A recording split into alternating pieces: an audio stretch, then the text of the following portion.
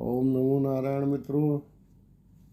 आपकी बात ठीक है, वीडियो कम डालता हूँ, लेकिन मेरा किसी व्यक्ति को भ्रम में डालने का, ग्रहों से डराने का, देखो, एक सकारात्मकता के लिए एस्ट्रोलॉजी बनी है, ना कि नकारात्मकता के लिए। नकारात्मकता के लिए सावधानियां हैं, तो वो सावधानियां तो जीवन में वैसे ही सावधान रहना चाहिए। यदि आपका अच्छा टाइम चल रहा है तो भी सावधान रहना चाहिए, क्योंकि कहीं पे भी टिकना बड़ा कठिन होता है। आप जानते हैं, दुनियादारी में आप रहते हैं, आप व्यवहार करते हैं, सब तरह की स्थितियां सामने आती हैं। तो चाहे आप कहीं भी हैं, कैसे भी हैं, तो अच्छा और बुरा समय तो है ही है, खैर। लेकिन सवाल ये है कि यदि सावधानियां रहें तो हम अपने, जो भी हमारा वक्त यदि साथ नहीं दे रहा है और हम सावधान हैं, तो हम अपने नुकसान को, चाहे वो दैहिक, चाहे दैविक, चाहे भौतिक, कोई भी पीड़ा हो, उसको हम काफ़ी हद तक कम कर सकते हैं। ये नहीं है, सबसे बड़ी ग्रह इंसान है। ग्रह डायरेक्ट ऊर्जा आपको देते हैं, ठीक है, लेकिन अगर नेगेटिव कोई मिलना है प्रभाव, तो वो किसी न किसी रास्ते तो आएगा ना भाई। समझ रहे हो आप मेरी बात? भाई, जब आपका सुरक्षा घेरा मजबूत है तो दुष्प्रभाव आएगा, चला जाएगा। तो बात ये है कि जरा सा कोई ग्रह हिला नहीं, धाड़ देसी ये कर देगा जी, ये वो कर देगा, आपको सारे जो मेरे मित्र जुड़े हुए हैं उनको सारे ग्रहों की चाल का अंदाजा अब हो चुका है। सही बताओ, अच्छा, जो जुड़े हुए हो पुराने, क्योंकि मुख्य रूप से तो राहु, केतु और शनि, इनका तो भाई इस कली काल में प्रभाव थोड़ा अधिक है। लेकिन ऐसा थोड़ी है कि भाई गुरु के प्रभाव खत्म हो गए, ऐसा थोड़ी है। गुरु तो गुरु ही होते हैं रे भाई। क्या प्रलय में भी खत्म नहीं होते, ओ भजन करते रहते हैं।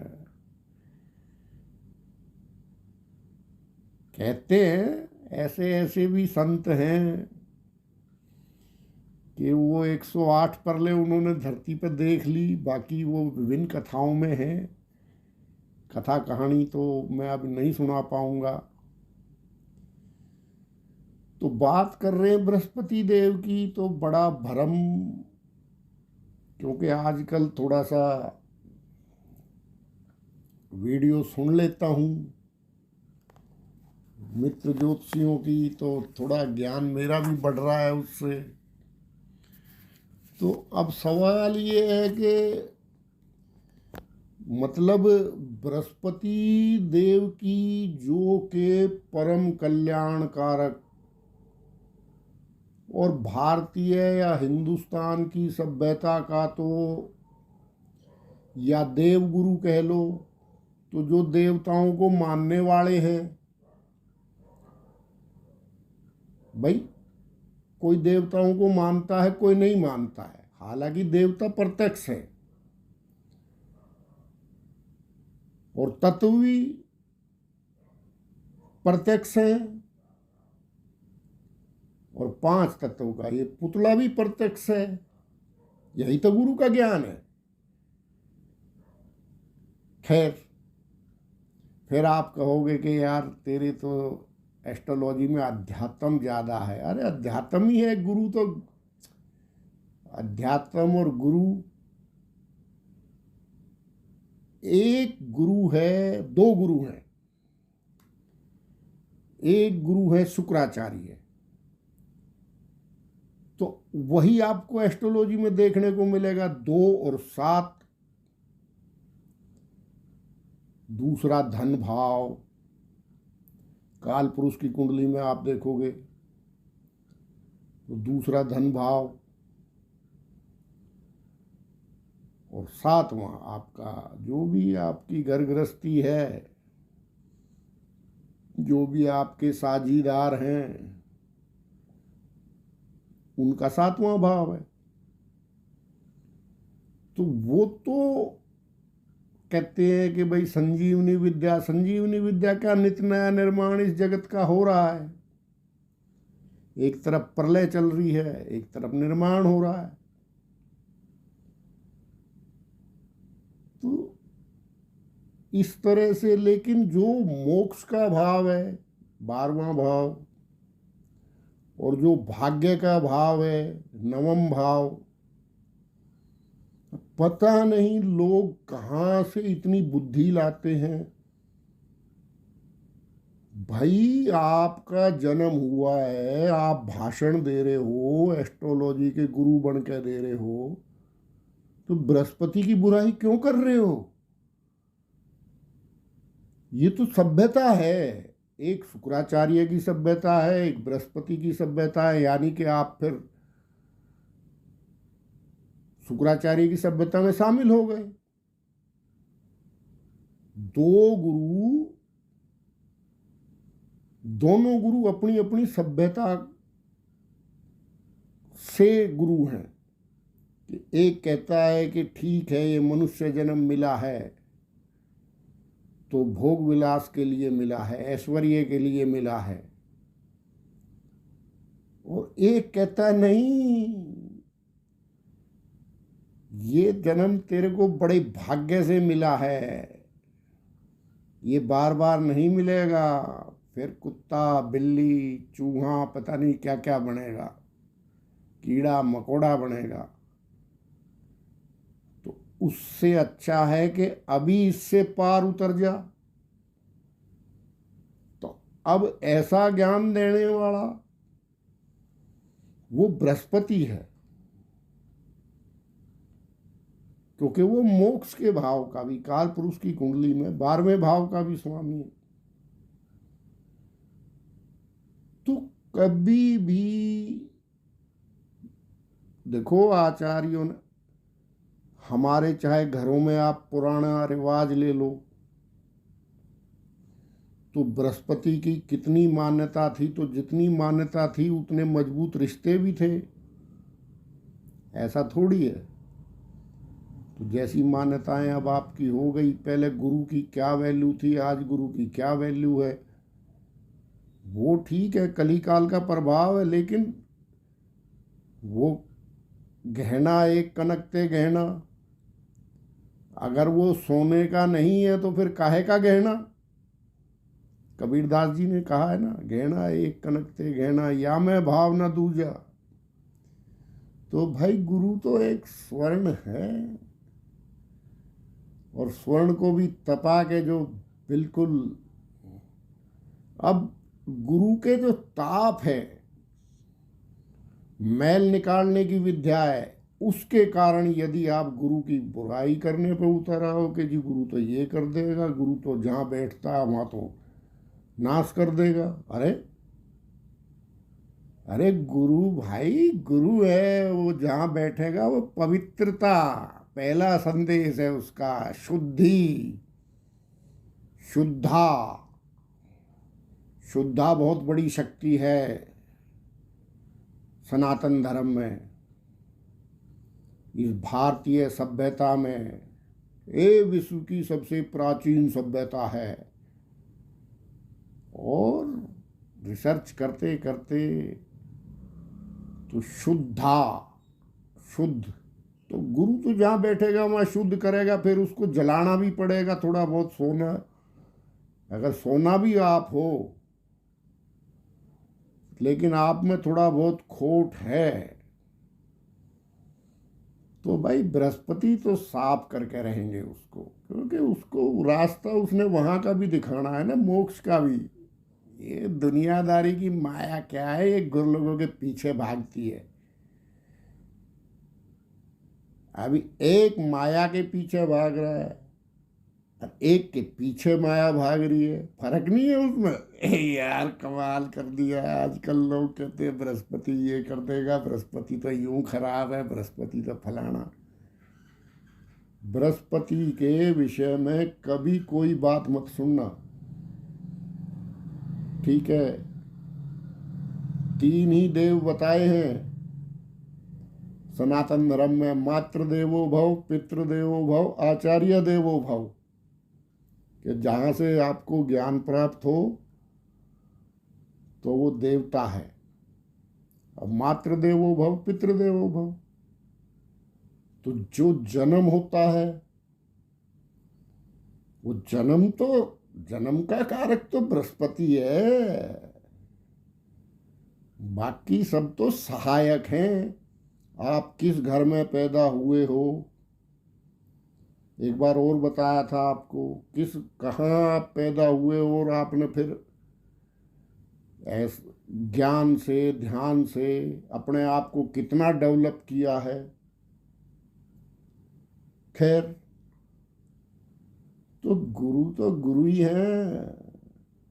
स्वयं में पूरी सभ्यता है, त्याग है, तप है, जिसका दुनिया में बहुत से धर्म ऐसे हैं, त्याग और तप, सत, इन चीजों को जानते ही नहीं। तो ठीक है, अच्छे हैं वो भी, मैं किसी की बुराई नहीं करता, लेकिन इतनी उच्च कोटि की जहां बातें होंगी तो उतना उच्च कोटि का आपको विचार भी होना चाहिए ना, कि लो जी बृहस्पति वक्री हो गए, अब तो ये कर देंगे। अरे वक्री तो महाशुभ है, बाकी जो सर कहीं नहीं झुकते वो बृहस्पति के चरणों में झुकते देखे हैं। सदा से प्राचीन इतिहास उठा लो आप, तो फिर माया इस जगत की माया को देख के कोई कहे कि बृहस्पति तो भाई इस युग के हिसाब से ठीक नहीं है ग्रह। अरे हर युग में ठीक था वो और रहेगा। आपका कोई भी लगन है, आपकी कोई भी राशि है, बृहस्पति की मान्यता आपको जरूरी है। एक बार और मैंने आपको समझाया था कि सूफियों को भी मान्यता दी ना, सूफियों ने भी बृहस्पति को देनी पड़ेगी भाई। जब ज्ञान चाहिए तो मर्यादा देनी पड़ेगी गुरु लोगों को। खैर, और इसके आशीर्वाद के बिना, ज्ञान के बिना क्या है। आज यदि कोई भाषण झाड़ रहा है कि भाई बृहस्पति तो ये कर देता, बृहस्पति तो वो कर देता, लेकिन भाई तेरे अंदर अगर ये बता, तेरे अंदर बुद्धि ना होती तो तू ये भाषण झाड़ रहा होता। ये तो सब बृहस्पति की कृपा है। लेकिन लोग हैं अपने, बस उन्हें बात करने से मतलब, दूसरों से अलग दिखने से मतलब। तो गुरु के चरणों में हमने वो सर झुकते देखे हैं जिन्होंने कभी झुकना जाना ही नहीं। और कितना ही बड़ा मायाधारी हो, कितना ही बड़ा अहंकारी हो, कितना ही बड़ा राजा हो, और कितना ही बड़ा छत्री हो, बृहस्पति देव का आशीर्वाद नहीं है, गुरु महाराज का आशीर्वाद नहीं, सब बेकार है। खैर, अब इसका भी उदाहरण शास्त्रों में है, उच्च कोटि के उदाहरण हैं हमारे तो सारे शास्त्रों में। तो आप राजा हो, हाँ, बिना बृहस्पति के सब बेकार हैं। देखो आप राजा हो, बड़े अच्छे राजा हो आप। अब राजा होते हुए भी आप 10 इंद्रिय और एक मन के रथ पे सवारी करते हो, क्या? जो किसी के बस की नहीं है। मन बड़े बड़ों का विचलित कर देती है ये माया, लेकिन आप दशरथ हो। क्या हो? दशरथ। ये उपाधि भी है नाम के साथ साथ। एक एक नाम में अगर शास्त्र आप पढ़ते हो ना थोड़ा बहुत भी, तो एक एक नाम में इतने राज छुपे हुए हैं हमारे इस सभ्यता में कि सारी जो तुच्छ बुद्धि है ना वो एकदम से ठीक हो जाएगी अगर समझोगे तो आप दशरथ भी हो। 10 इंद्रिय और एक मन पे, मन के रथ पे आप सवार हो। मतलब ये नहीं है कि मन तुम्हारी सवारी कर रहा है। दशरथ का मतलब समझ गए? तो बिल्कुल सही दिशा में आप सफर कर रहे हो, आध्यात्मिक तौर पे भी और सांसारिक तौर पे भी। लेकिन गुरु के बिना सब बेकार है। क्या? आप वैदेही हो, देखो कितने रहस्य छुपे हुए हैं। आप देह धारण आपने कर रखा है, लेकिन आपका लक्ष्य मोक्ष है और आप उसी में रहते हो, भजन में, और अपना कर्म भी कर रहे हो। गुरु के बिना वो भी बेकार है। तो इसलिए कहते हैं ध्यान मूलम गुरु मूर्ति, पूजा मूलम गुरु पदम, मंत्र मूलम गुरु वाक्यम, मोक्ष मूलम गुरु कृपा। तो ध्यान किसका करोगे? गुरु महाराज का। अभी ध्यान की भी पता नहीं कैसी कैसी विधियां, किस किस का ध्यान करवा रहे हैं। कोई तो सुनने का ही ध्यान करवा रहा है। भाई ये गृहस्थी आदमी है, इसके पीछे दुनिया भर के झंझट लगे हैं। इसको कोई आधार दे, जो पक्ष इसका कमजोर है उस पक्ष का इसको आधार दे।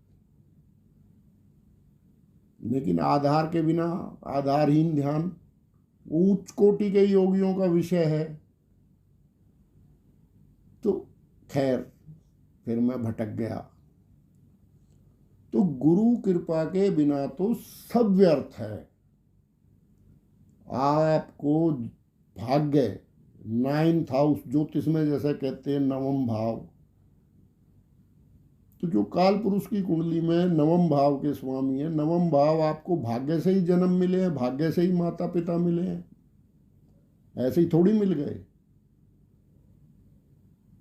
तो गुरु तो गुरु ही हैं भाई। अब आप चाहे कितने ही खरे हो मन वचन कर्म से, चाहे आप कितने ही बड़े फिलोसफर हो, इससे बड़ा फिलोसफी मतलब अध्यात्म मार्ग में इससे बड़ी तरक्की क्या होगी कि आप देह धारण किए हुए लेकिन वेदेही के स्वरूप में आप रहते हो।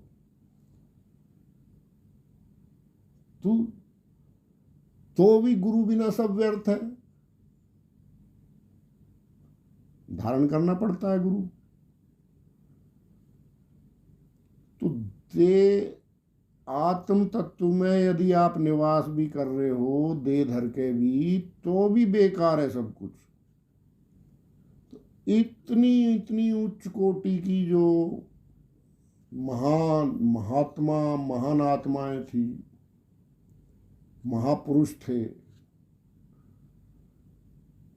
तो उनको भी गुरु के बिना क्या था? कुछ नहीं।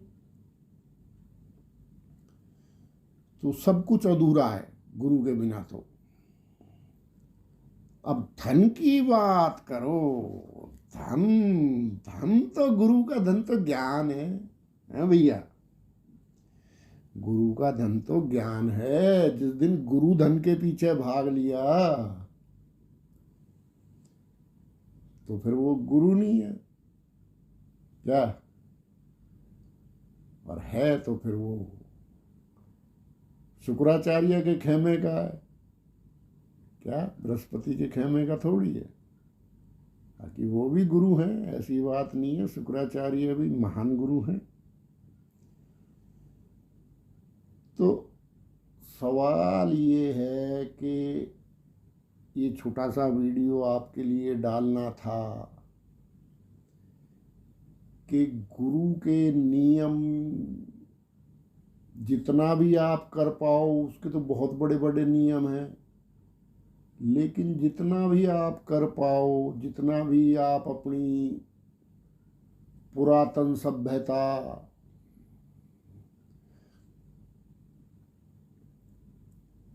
प्राचीन ऋषि मुनि, नदियाँ,